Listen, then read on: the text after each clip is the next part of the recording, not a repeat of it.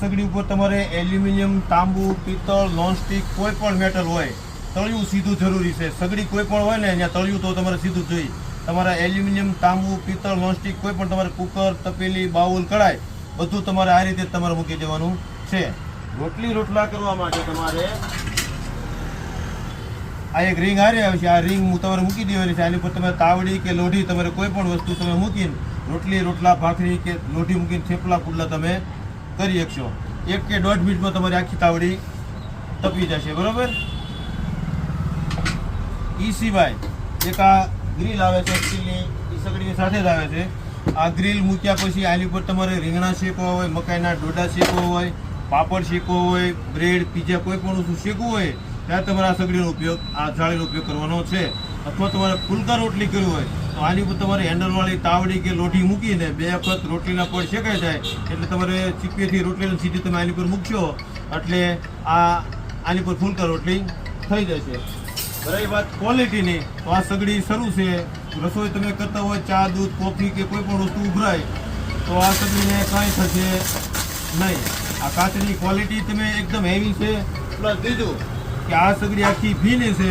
આમાં આખી સગડીમાં તમે આમાં હાથ રાખો, આમાં કોઈ જગ્યાએ શોર્ટ બોક્સ, કોઈ જગ્યાએ શોર્ટ સર્કિટ કે કોઈ શોક લાગશે નહીં. સગડી બંધ કરો ત્યારે આ પ્લેટ 10 થી 15 મિનિટ સુધી ગરમ હોય. જ્યાં સુધી પ્લેટ ગરમ હશે ને ત્યાં સુધી તમને ડિસ્પ્લે ઉપર અહીંયા હોટ લખેલું આવશે. ત્યાં સુધી તમારે સગડી સાફ કરવાની નથી. 10 મિનિટ પછી સગડી સાફ કરવાની છે. અને પાવર સપ્લાય બંધ કર્યા પછી 5 મિનિટ પછી તમારે સપ્લાય બંધ કરવાનો છે.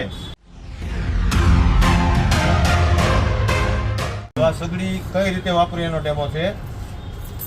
આ જે સપ્લાય આપણે આપવાનો છે એટલે એમાં પાવર આવી જશે. પાવર આવ્યા પછી અહીંયા એક ઓન ઓફ બટન આપેલું છે, એમાં ઓન કરવાનું છે.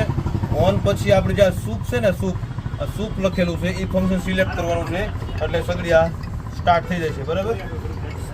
સગડી સ્ટાર્ટ થઈ છે એટલે તમને અહીંયા દેખાશે. અહીંયા જે રાઉન્ડ છે ને એ તમને અહીંયા આખું લાલ જેવું થઈ જશે. આ ભાગ ખાલી ગરમ થશે. બહાર તમને કોઈ જગ્યાએ કંઈ ગરમ લાગશે નહીં. આટલો ભાગ ગરમ થશે. પછી તમારે જેટલું ટેમ્પરેચર સેટ કર્યું હોય એટલું અહીંથી તમારે જેટલું ધીમું 100 સુધી ધીમું થશે અને 2200 સુધી ફૂલ થશે. બાકી એ સિવાય આમાં તમારે પાપડ શેકો એનું ફંક્શન છે. આ તળવા માટેનું ફંક્શન છે. આ તમારે ઇડલી, ઢોકળા કોઈ પણ વસ્તુ બાફીને કરવું એનું ફંક્શન છે. પણ જનરલી આપણે આ જ ફંક્શનમાં આપણે બધું કરવાનું છે. અને મેન્યુઅલી આપણે જેટલું ધીમું ફૂલ કરવું હોય એટલું અહીંથી તમારે જેટલું ધીમું ફૂલ કરવું એટલું થઈ જશે. બરાબર.